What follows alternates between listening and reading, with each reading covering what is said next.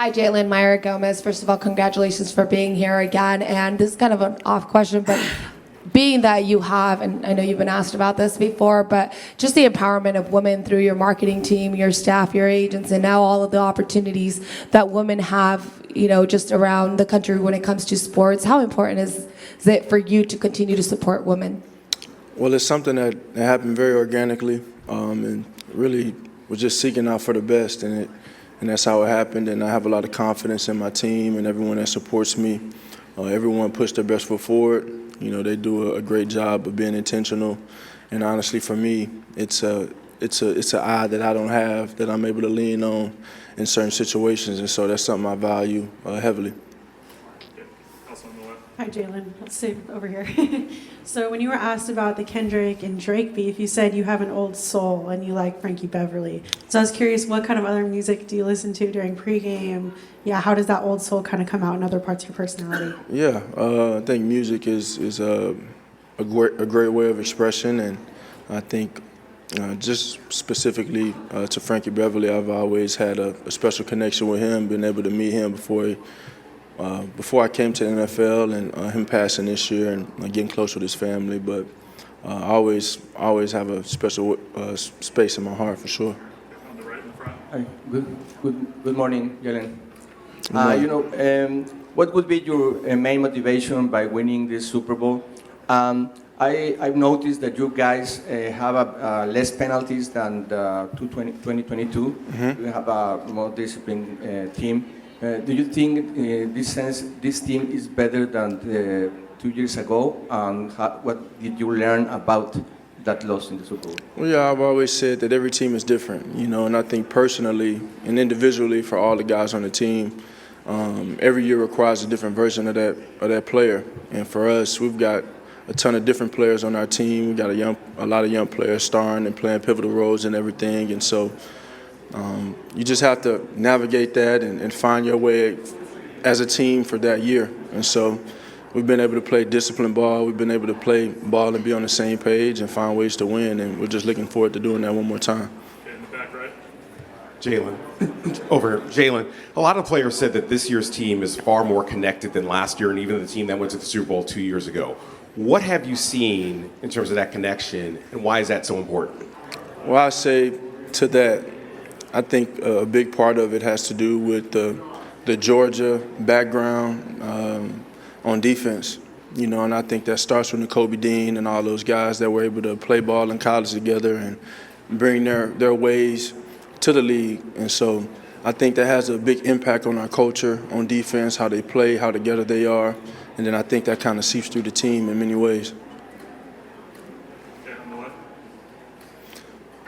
Hi, Jalen. How you doing? I'm glad to see you back in the big game. I talked to Chris Jones earlier, and obviously he's the anchor of that Chiefs defense. And, of course, you're familiar with Steve Spagnuolo. Saw him a couple of years ago. How much respect do you actually have for that Chiefs defense, knowing full well that Steve Spagnuolo is one of the best defensive coordinators in the league, and Chris Jones and that rest of that defense? Because this is a good group, and I'm sure you probably got to be poised for this challenge. Yeah, well, it's a great team that's been doing it for a good minute now, and led by him, Coach Spags. He's a great coach, pushes players in great positions to make plays, and everybody plays hard. So you can tell that they got a good thing going. They've been having a good thing going, been able to evolve over the years and still find ways to win and be efficient on defense. So it'll be a great challenge. Military factor from a couple of years ago will make it a little bit easier for you to prepare for this time around. No, I think competitively everything changes and evolves as it goes, and so you got to reassess it from where you are in that moment.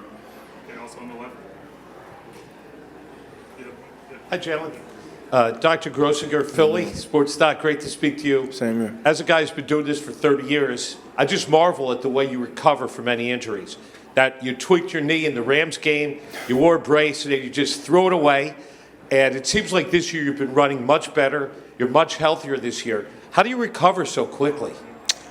I don't know. I guess some people got it and some people don't. It come with a lot of other things as well. But I think that it's a process that goes into everything.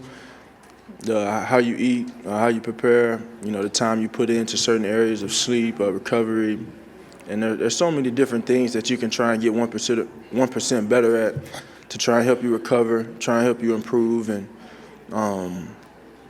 I think some of it is, too, the wisdom that you learn as you play the game and as you mature throughout your career.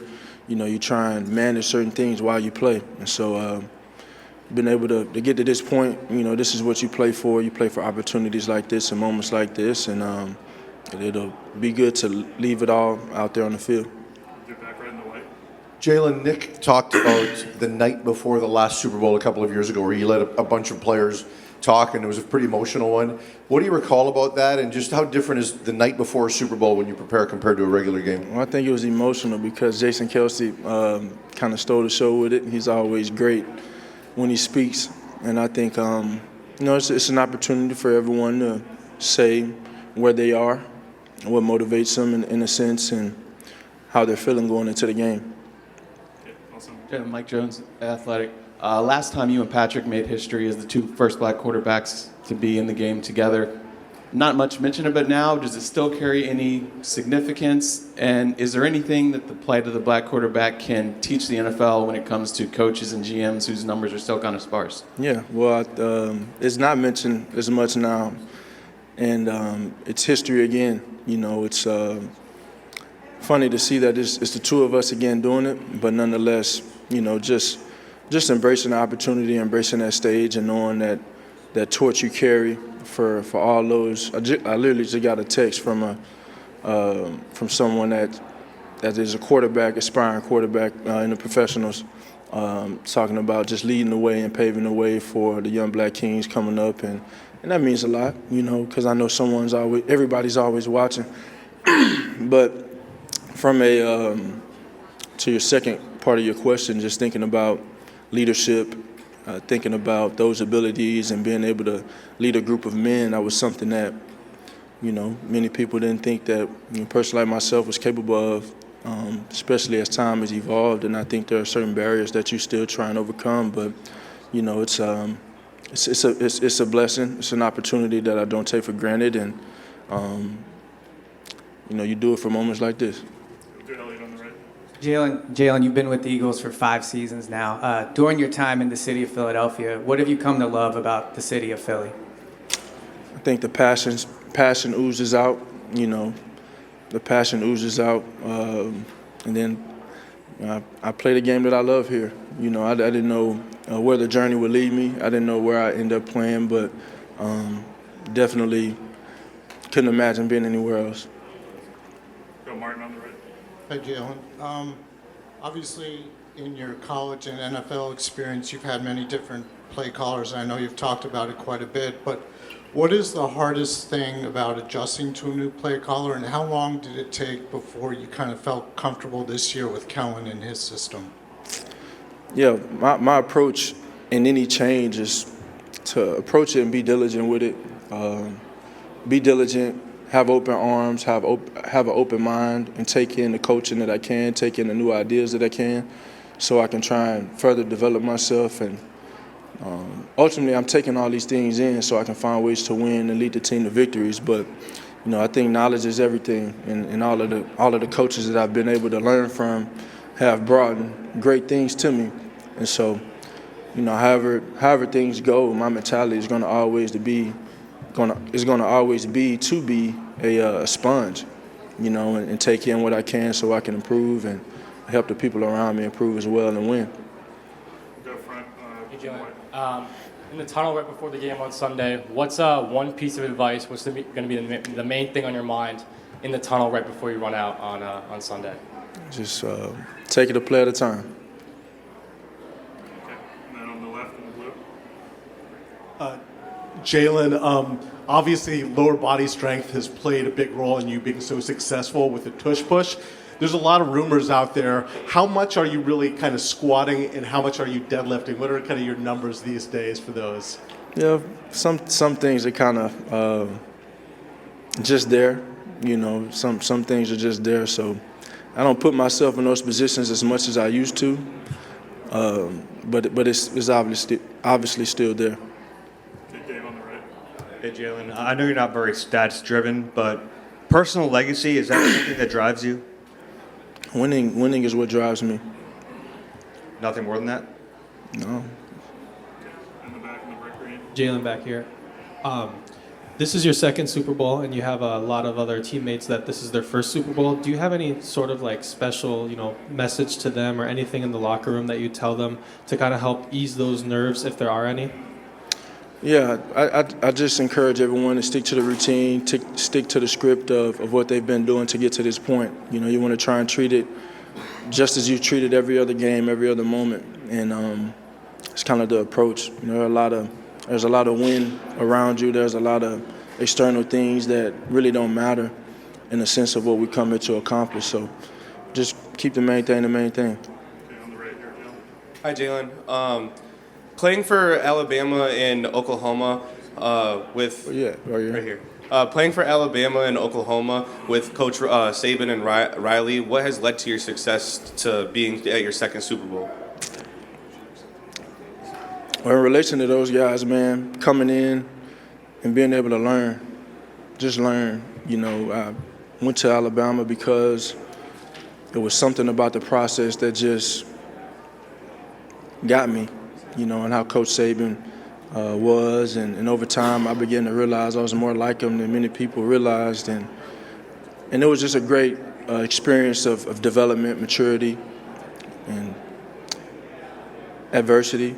And all of those different things. And I think going to Oklahoma, it was opening this new door of seeing football a different way and being with Coach Riley and seeing coaching and success look a totally different way, but yet still find yourself in great territory.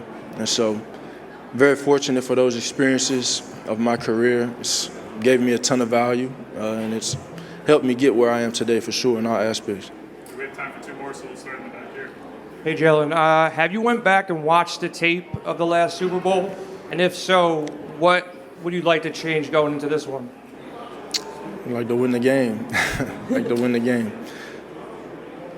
Hi, Jalen. You were talking about preparation. How has the preparation changed for the Super Bowl from the other one you happened? Yeah. Well, you want to treat them all the same. You want to treat them all the same. Not just, every game is a big game. So we got another opportunity to do it, and we work very hard for this moment and to be the last man standing. And so we just want to put our best foot forward. We got another opportunity to get better at practice today and just take advantage of it and keep stacking. Keep stacking. Thanks, Joe. Thank you. Thanks, everyone.